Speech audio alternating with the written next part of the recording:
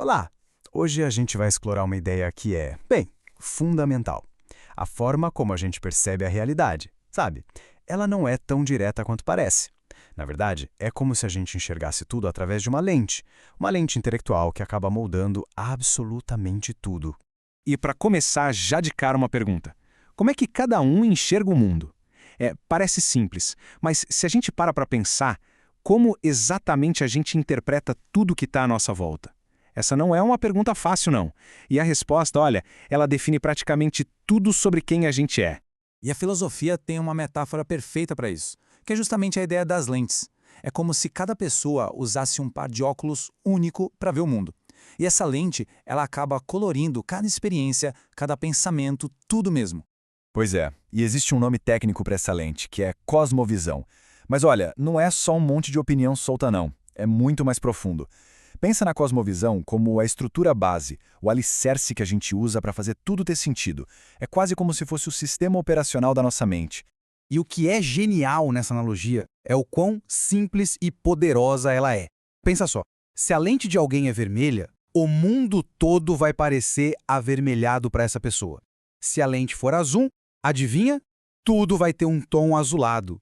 Então a grande questão aqui não é o mundo como ele é, mas sim a lente que a gente está usando para olhar para ele. E olha, não pense que essas lentes servem só para debates filosóficos, tá? Pelo contrário, elas são as ferramentas que a gente usa para lidar com as perguntas mais cabeludas da vida, sabe? Por que eu tô aqui? Para onde a gente vai? Por que as coisas são tão complicadas? As respostas que a gente encontra para tudo isso já vêm, digamos, pré-moldadas pela nossa cosmovisão. Agora, um ponto super importante, essas lentes não vêm prontas de fábrica, não. A gente constrói elas, peça por peça, sabe? Durante a vida inteira. É um trabalho ativo. Não é algo que a gente simplesmente recebe passivamente. E qual é a principal ferramenta para essa construção toda? A razão. Tem uma citação do filósofo Norman Geisler que é perfeita para isso. Ele diz que o processo todo começa no exato momento em que a gente usa a razão para pensar sobre a nossa própria existência. Ou seja, a gente começa a montar a nossa lente quando a gente começa a pensar sobre o nosso próprio jeito de pensar. Ok, então se a razão é a ferramenta, a gente pode pensar na lógica como um manual de instruções. A lógica nos dá as regras do jogo, as leis que fazem o pensamento ser, bem, coerente. Sem lógica, essa construção da nossa lente seria uma bagunça total, super instável.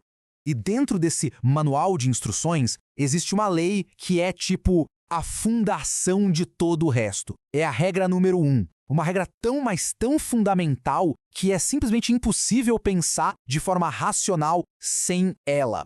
Vamos pensar um pouco sobre isso. Será que é possível que duas verdades opostas sejam ambas verdadeiras ao mesmo tempo?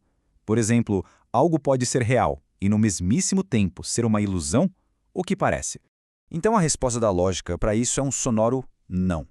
E essa ideia está toda contida na chamada lei da não contradição. O que ela diz é bem simples. Uma coisa não pode ser A e não A ao mesmo tempo e no mesmo sentido. Parece óbvio, né? Mas acredite, as consequências disso são gigantescas. Beleza, vamos sair um pouco da teoria e ver como essa lei funciona na prática, no mundo real, com visões de mundo que batem de frente. É aqui que a coisa fica interessante. O material que a gente está analisando traz um exemplo muito claro disso, comparando duas visões de mundo. De um lado, a visão cristã diz que o mal é algo real, objetivo. Do outro, a visão hindu diz que o mal é, no fim das contas, uma ilusão. Percebe? São duas ideias que se batem de frente, se contradizem totalmente. E aí que entra o ponto principal. Se a gente aplicar a lei da não contradição aqui, a conclusão é uma só. As duas coisas não podem ser verdadeiras ao mesmo tempo. Ou o mal é real, e aí não pode ser uma ilusão, ou ele é uma ilusão, e aí não pode ser real. Uma das duas visões tem que estar errada. Não tem meio termo.